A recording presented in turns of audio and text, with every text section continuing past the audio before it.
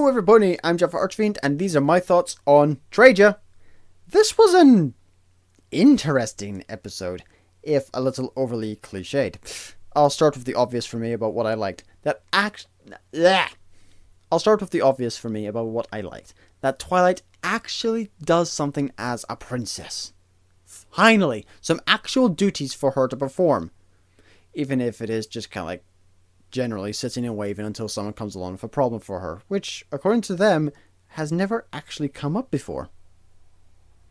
Now, with that out of the way, let's get down to the cliches. From the title itself, you can already guess what trope is going to be exploited in this episode, and it doesn't disappoint. Oh, we did it! We traded a crystal chalice for an antique chicken. And the chicken for a lamp. And the lamp for an Orthros. Just like you asked. On a segue from that, the wheelchair Pegasus. At first, I just thought it was a unique design, furthering the idea that no pony gives a toss if you're disabled or not, since neither Rainbow Dash nor Fluttershy commented on it, or even reacted to it. Nice wheelchair design, by the way. Very steampunky looking, which fits in somewhat with the whole general aesthetic of the equestrian world. No, it actually turns out that this Stellar Eclipse character, that's his name in the credits, is in fact an OC for one. Please Luna let me not botch this name pronunciation. Sylvain Levasseur Portelance. I probably botched that somehow. Who got in through the Make-A-Wish Foundation, which in my opinion is actually an awesome way of getting attention for this kind of stuff, like the spinal muscular atrophy type 3 the guy is going through, given that you had to look up who the person voicing the character was, which in turn led to finding out about the condition and related charities, sort of like a domino effect. Gotta love the Make-A-Wish Foundation. Yes, that's a plug. Back to the episode though. It seems that slavery is a thing in Equestria, given that the Daring Do stall owner effectively bought Fluttershy along with the dog from Rainbow Dash for the first edition Daring Do book. That's a bit of a whoops. Speaking of whoops, did Applejack and Rarity in this episode have to be so over the top? Their dynamic in this, whilst yes, is a natural evolution of how they've grown used to one another and bonded as friends since that sleepover episode, is a tad OTT in my opinion.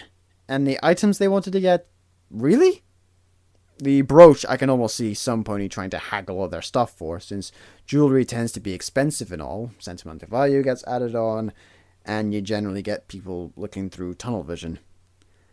But an old pie tin that is covered in rust. Even antique dealers wouldn't go that far for that kind of a deal, given the condition the tin was in. If it was pristine, yes, maybe I can understand that, since Applejack did say it was made from a metal that can't be found anymore. But, really?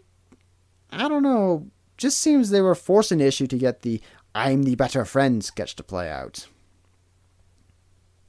Speaking of OTT, wow. Pinkie Pie was really something when she's in auction mode. And now I'm confused for Twilight's accommodations. Is the library still a library, or is the whole thing contents included? Her home/castle thing? Seriously, I know she's living in a library, but trading away books because she's running out of room. And also, these were books that Princess Celestia sent to her on purpose. Or are some of the books she's getting rid of the ones that were already there? And if they're the ones that were already there, doesn't that make them the library's property and not hers? So is she allowed to do this? I know she's a princess. It's just very confusing and boggling. I blame the twins.